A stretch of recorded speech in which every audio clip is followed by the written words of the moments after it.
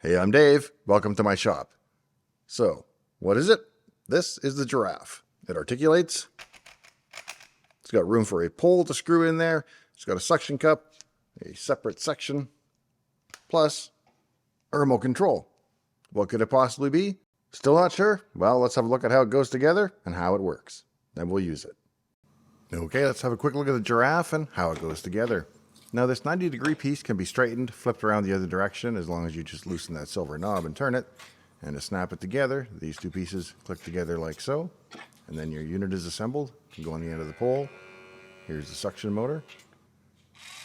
And we can spin and rotate it as much as we want in either direction. Look up. Look way up. And up there you'll find my chandelier, which has a couple of burned out bulbs and no way to get to them.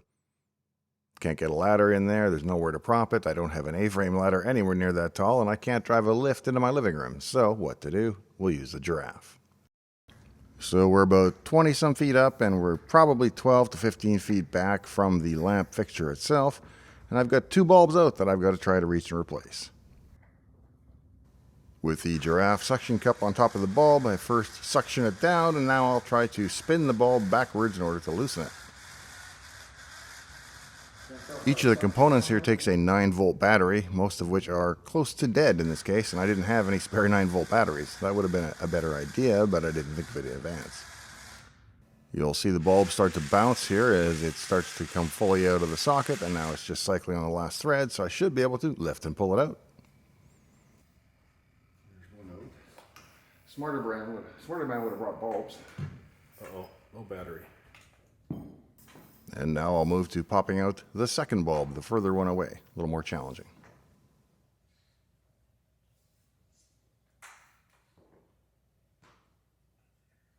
The suction motor is pretty quiet, so you probably won't hear it, but that's what I'm waiting for, is for it to suction down to the bulb. And as soon as it does, I'll be able to spin it back out in order to reverse it and remove it.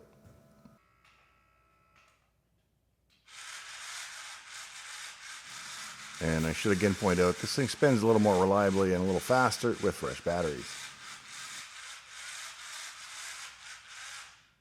Alright, seems like it should be backed out fully now. Give it a few more turns for good measure, and then I'll be able to lift it out. Ugh, there we go. There we go, success. Now I'll load a new bulb onto the machine by taking it out of the box, sticking it on, and running the suction motor to suction the bulb down into the actual cup. It's fairly important to get the bulb straight when you suction it down onto the machine.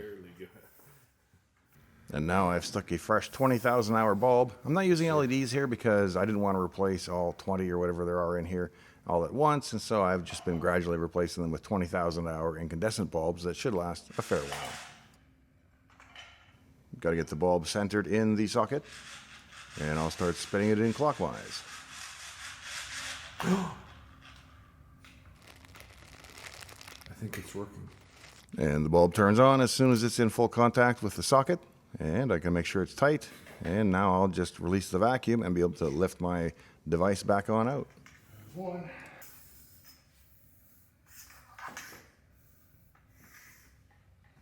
And by now you get the idea, so I'll just continue on with replacing the second bulb. If you're interested in random topics like this that might appeal to you because they're just that clever, make sure you're subscribed to the channel. And in the meantime and in between time, I'll see you next time, right here in Dave's Garage.